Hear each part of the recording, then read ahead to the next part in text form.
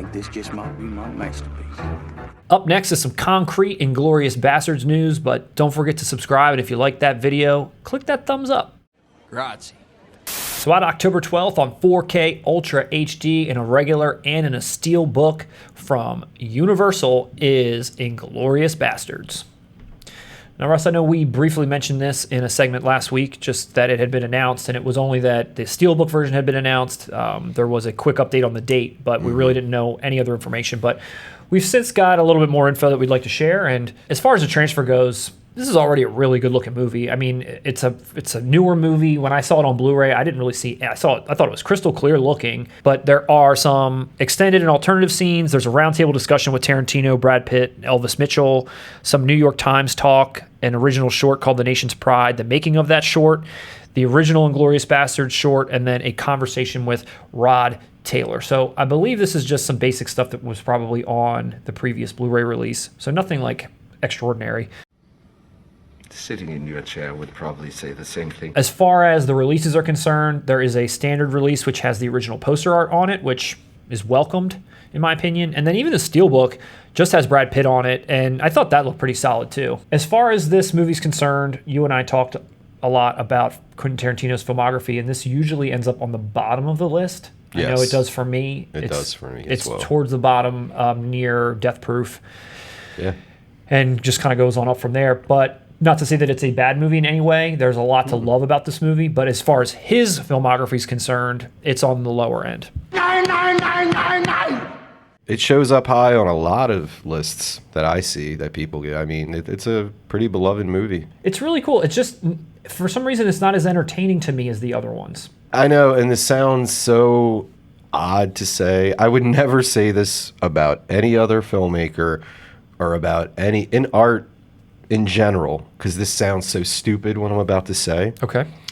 There is something, it's just not as cool to me. Nope. Like, one of the reasons why I love, say, Reservoir Dogs or Pulp Fiction or Jackie Brown, they're fucking cool. Like, these characters are cool. Not that the characters here are bad, but like there's a time in Hollywood. They're like cool. I don't know. You're right. There's just some. Maybe I guess it's just because it's a war film. Maybe the luxury isn't there. Not a bad movie at all. I said in our previous segment, I do think this is his best intro. I think this opening scene is the best opening scene in any of his films. Very tense. You're sheltering them underneath your floorboards, aren't you? Yes. There's a lot to love here. Definitely. I am in no way trashing this movie. When I say it's on the lower end of a Tarantino filmography, that's still better than 90% of most filmmakers, in my opinion. Yeah, and maybe, like you said, because it's a war film, there's not that opportunity to make it breezy. I mean, there's still all of the Tarantino-esque elements are there as far as how he likes to shoot things and how he likes to create tension and get performances from people. I mean, the cast is awesome. Brad Pitt is amazing, and you mentioned Christoph Waltz, who was like no one to American audiences, plucked from foreign cinema basically, and then put into this movie and just nailed it. Like you mentioned, he's in the opening scene. He is the opening scene. This unknown actor who you've never even seen in any Quentin Tarantino universe. And I don't want to gloss over Brad Pitt again either. I mean, I said he was great. I said he is like the main star. The role that he is playing is, again, very unique, a great performance, almost character actor-esque. Grazie.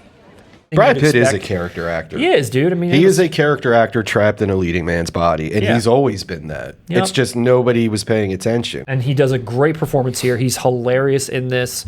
And like you mentioned, like there's a lot of awesome moments in this movie. Unbeknownst to us and cinema goers everywhere, this would become a motif in Tarantino's filmography. This is the first time he dabbled in revisionist history. If one wants to think of this movie as a fairy tale or a fantasia, that's not really exactly where I'm coming from on it. In the course of my story, my characters change the course of the war.